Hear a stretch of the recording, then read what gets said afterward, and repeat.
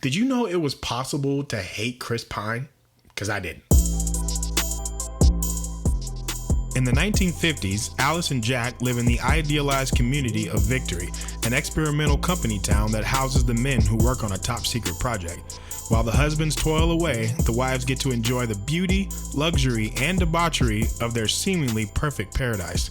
However, when cracks in her idyllic life begin to appear, exposing flashes of something sinister lurking below the surface, Alice can't help but question exactly what she's doing in Victory. So Don't Worry Darling was directed by Olivia Wilde, following her directorial debut of Booksmart, which I had a good time with. Now, Don't Worry Darling, I don't know what's going on with people. I mean, people just hated this movie. So this movie's been getting a bad rap, and obviously I don't think the movie is quite as good as what it thinks it is, but that's okay. I mean, you have a director like Olivia Wilde swinging for the fences. I think the concept was really cool. I think the mystery of what is actually going on was fun.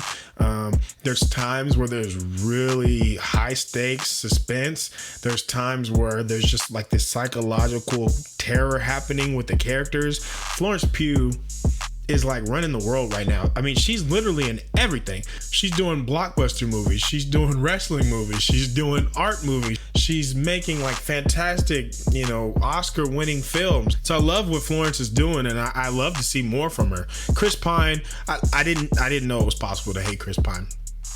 And obviously, it's in a movie because I love Chris Pine. Chris Pine is one of my favorite actors.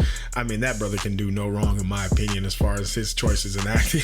But he was a jerk in this movie, and he made me really upset. So that means that he did a good job. Harry Styles was not a distraction. I heard a lot of people say he was a distraction. I don't think that was the case at all. I thought he held his own. I thought there was a moment of pure just acting. Like straight up acting.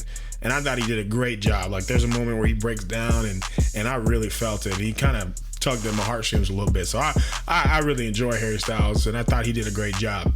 I asked my coworker, do you think I should go to the movies to see this? And she said, no, I don't think so. But then, like a week later, she was like, you know what? I thought about it, and I think you should. And that's kind of what I felt about this movie as well. Like, on first watch, you're kind of like, this is fine. And then as you go and you think about it, you're kind of like, you know what? That was actually a vibe. Like, I kind of had a good time being in this world. This was like really suspenseful. It was really kind of like this really cool mystery, and you're kind of trying to figure out what's happening. So I think the bones of this movie were there. I think it had the possibility to be an excellent film. Obviously, the execution wasn't quite able to bring it all home, but that's okay. I thought Olivia Wilde did a great job. I think she obviously has room for improvement.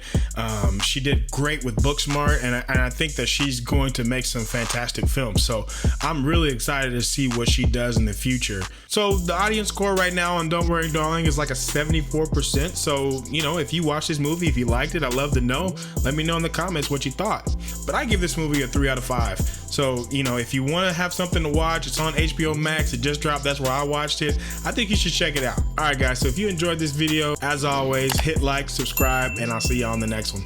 Peace.